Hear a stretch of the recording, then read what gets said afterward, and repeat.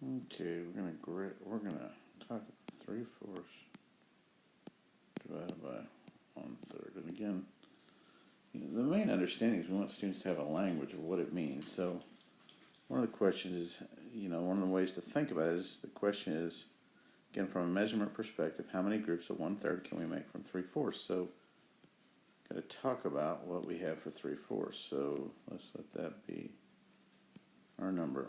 We'll go from 0 to 1 so we can get a reference of what we're talking about when we say 3/4. 3/4 of what? We're going to talk about that here. So there's 1/4, 2/4,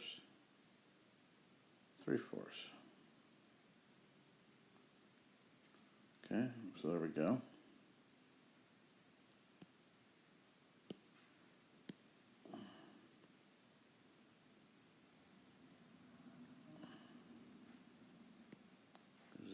One again, and then we're going to do this one in the thirds. So again, the goal here was to create the same size whole unit. And so we look at, here's our 1/3. So we're asking how many pieces of this particular size is it going to take to complete this. So you can kind of estimate and see that it's going to take a little over 2 as we speak, but we want to be a little bit more precise than that. But again, it gives us a sense of what it is we're actually talking about. So again, we want to kind of have the equal size units to deal with here and talk about. So what I'm going to do is I'm going to go back in and use a different color just to illustrate this, and I'm going to partition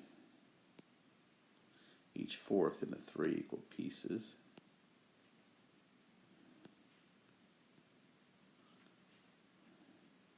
And I'll just do the last one here too so we have it. So you can see that 3/4 is also 9/12.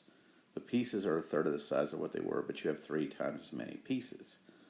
So that's one way. And then down here, I'm going to cut this into, partition this into fourths.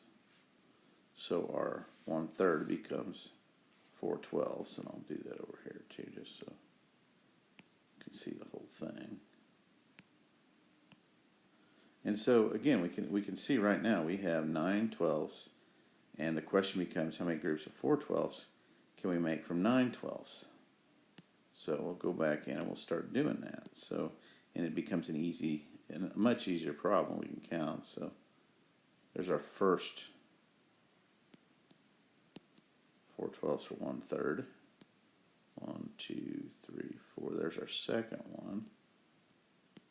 And then we have part of another whole one. So we have a fourth of another third. You can see that, 4/12, third, another 4/12, and then we're talking a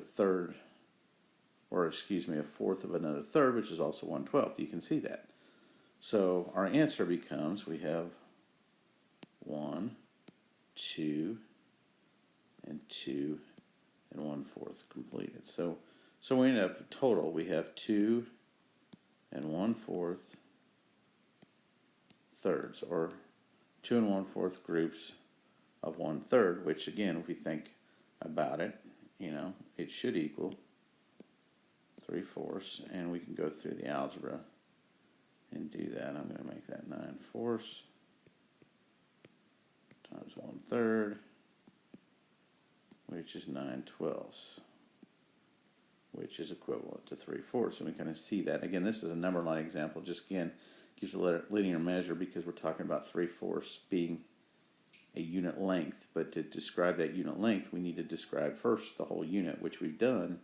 And then in terms of thinking about it, both of the 3/4 and the 1/3 have to have the same unit in order to have the conversation about how many groups of 1/3 whole units can we make from 3/4 of a whole unit. So you can kind of see how that fits together in just another way.